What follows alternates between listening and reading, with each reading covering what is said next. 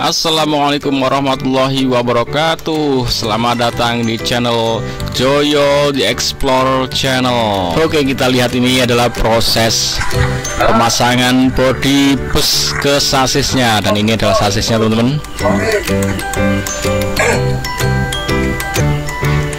Jadi ini dilakukan biasanya bis yang bodinya mau ganti bodi atau perbaikan bodi karena ada kerusakan, sehingga dilakukan pergantian sasisnya.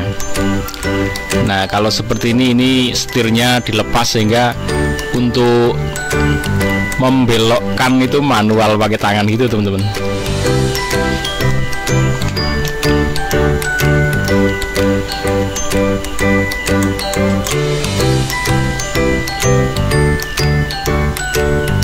Oke, sumber alam.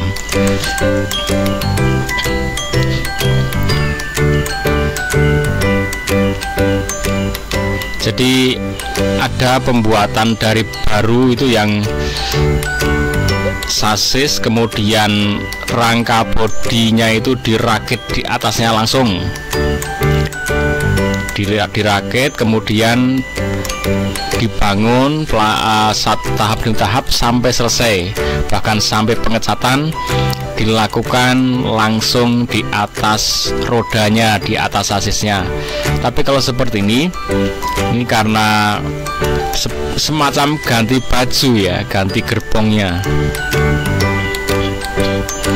Bisa jadi karena sasisnya yang rusak, bodinya masih bagus, sehingga sasisnya diganti. Atau sebaliknya, bodinya terjadi kerusakan ya, entah laka, entah rusak kena apa, kemudian digantilah sasisnya seperti ini ya.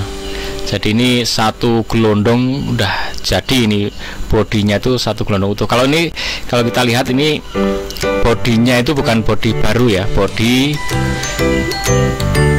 yang diperbaiki ya, kemudian diganti sasisnya. Nah, seperti ini tentu butuh tim ya, nggak bisa 2-3 orang, harus banyak nih, rame-rame. Ada yang mengarahkan rodanya, ada yang dorong, ada yang harus nahan ngangkat ya. Oke, tampak ya tengahnya kolongnya bisa buat berdiri ya.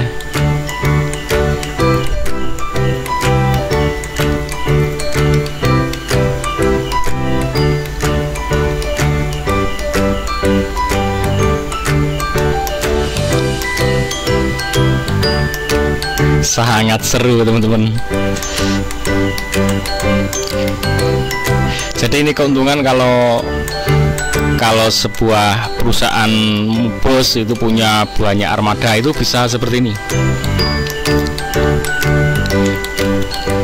Bisa istilahnya kanibal ya. Mana yang masih bagus dilanjutkan digunakan, mana yang rusak bisa diganti.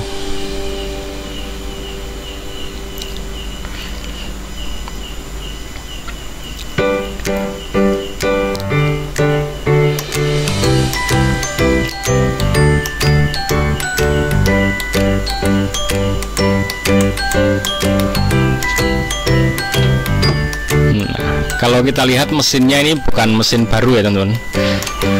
Jadi ini mesin lama ya.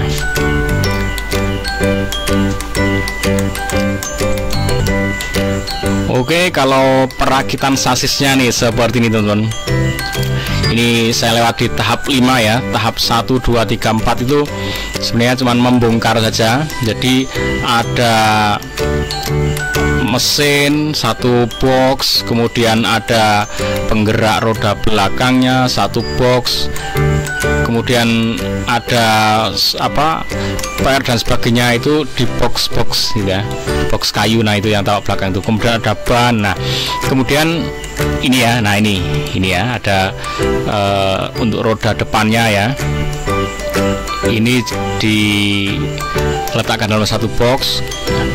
Tahap 1, 2, 3, 4 itu membongkar box-box itu. Nah, kemudian dirakitlah seperti ini teman-teman. Kemudian sasis ya, sasis yang besi ini ternyata kalau kita lihat tidak ada las ya. Jadi kalau las itu bisa dipastikan nggak akan kuat. Sehingga ini dibuatnya nih paku-paku besi ya. Jadi semacam paku tapi di keling ya, semacam keling besi besar itu. Nah, sehingga karena ini untuk beban berat, benturan, goncangan yang keras, nah ini maka tidak ada yang namanya las ya. Semuanya dipakaikan kelingan semacam besi dipalu atas bawah sehingga mekar ya. Nah, mekar dan mengunci. Nah, itulah seperti itu kira-kira. Oke, pemasangan baterai.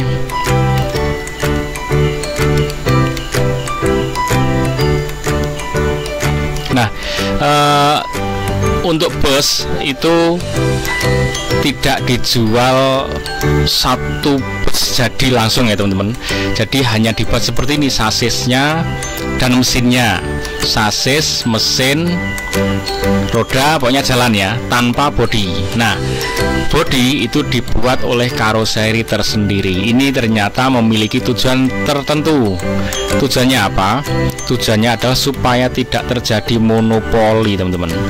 Monopoli usaha. Jadi kalau ini dibuat satu bus sudah jadi langsung, nah, nanti dikhawatirkan akan terjadi monopoli bisnis. Nah, kalau dengan seperti ini maka mereka akan merakit saja, merakit sasis dan mesinnya jalan dah. Kemudian nanti bagian bodi ada karoseri tersendiri, bahkan mungkin tender atau apalah ya. Tapi kalau swasta ya tidak, pokoknya rakit. Ada New Armada, ada Laksana, ada Adiputro ya.